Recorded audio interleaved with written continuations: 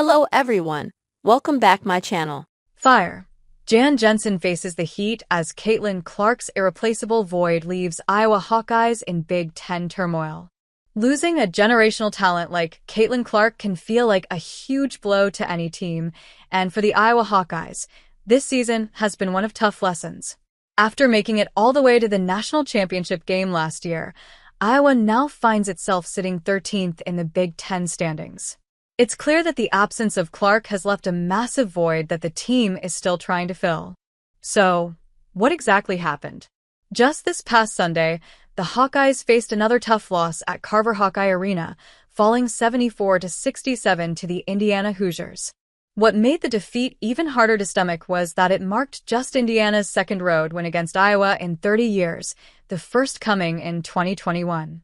Over the past couple of years, the teams had been neck and neck, but Iowa had typically ruled the home court. Not anymore.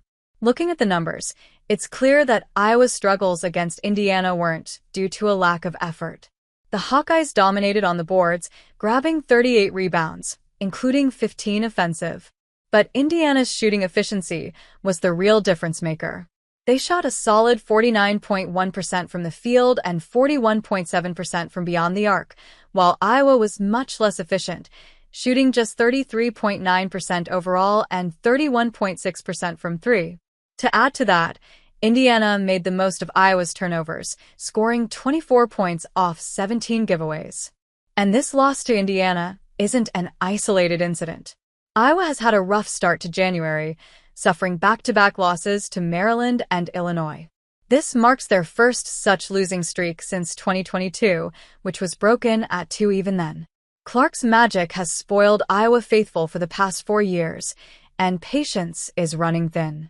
Amidst criticism, Jensen sees a bright future for Iowa.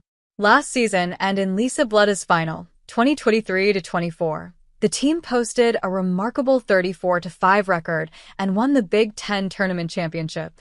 A month and a half yet to go, and the Hawkeyes have already added 5 losses to the record this season. Fans aren't happy with the turnout, lashing out at Jensen's leadership. Jensen, thoroughly bad at her job, one opined. Clark's dominance on the court was undeniable. Averaging nearly 30 points per game, she was the heart and soul of Iowa basketball. But now, with a new coach at the helm, the team is still adjusting. As one fan put it on X, "I'm not really sure where you turn if you're Jensen. There isn't a consistent player or lineup right now." The Hawkeyes find their offensive strength in Lucy Olson this season, leading with 17-point average. Only 2 more average in double digits. But with Olson being a transfer, the team also lacks veteran leadership. Jensen has acknowledged it. But the daunting performances of late haven't placed her in a few favor. One expressed, "Too many turnovers for the Iowa Hawkeye girls." I hope I'm wrong, but I don't think Jensen is a good coach.